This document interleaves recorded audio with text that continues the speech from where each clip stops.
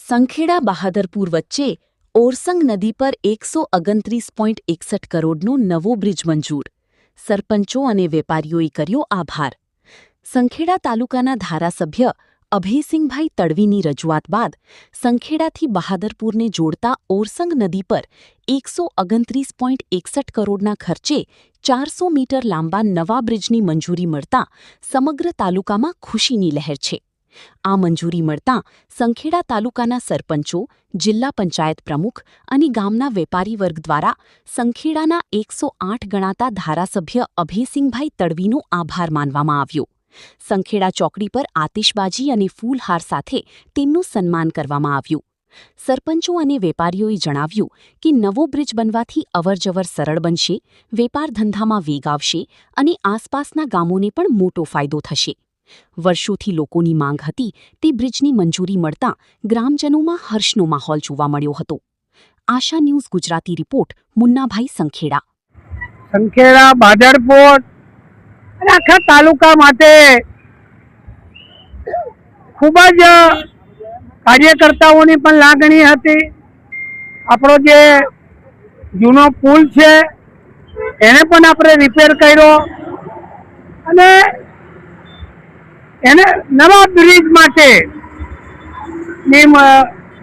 રજૂઆત માન્ય ધારાસભ્ય શ્રી બધાએ અમે બધાએ માન્ય મુખ્યમંત્રી સાહેબને કરી હતી.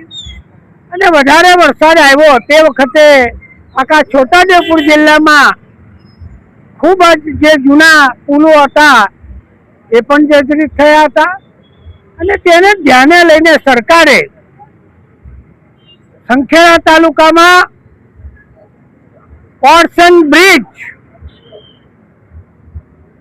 475 મીટરની લંબાઈ 129 કરોડ ને 61 લાખ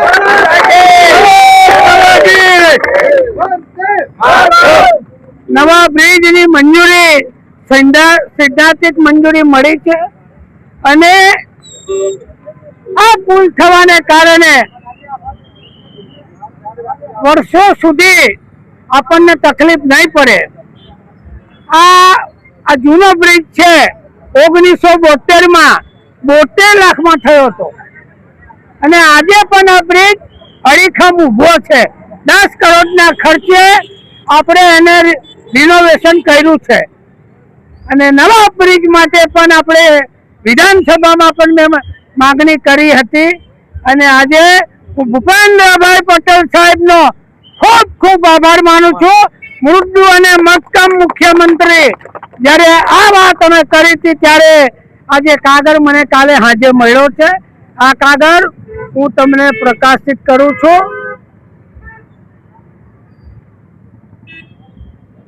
સંખેડાની પ્રજા માટે ખૂબ જ કરીનેટનો બ્રિજ હોય, હેરનનો બ્રિજ હોય, કઠોલીનો બ્રિજ હોય, આ બાજુ કંટેશ્વરનો બ્રિજ પણ આપણે 10 કરોડના ખર્ચે એને પણ આપણે મંજૂરી લાવ્યા છે.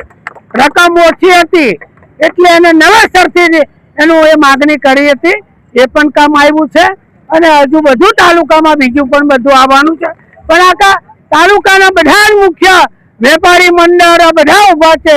અમારા પૂર્વ જિલ્લા પંચાયતના પ્રમુખ મલકાબેન, તાલુકા ભાજપના આગેવાનો જયમીન પટેલ, મહામંત્રી શ્રી દેવસિંહ, અમારા ઉપપ્રમુખ, આ બધા જ આગેવાનો આજે ઉપસ્થિત રહ્યા છે અને આ પુલને આપણે બધા તાળીઓથી વધાવી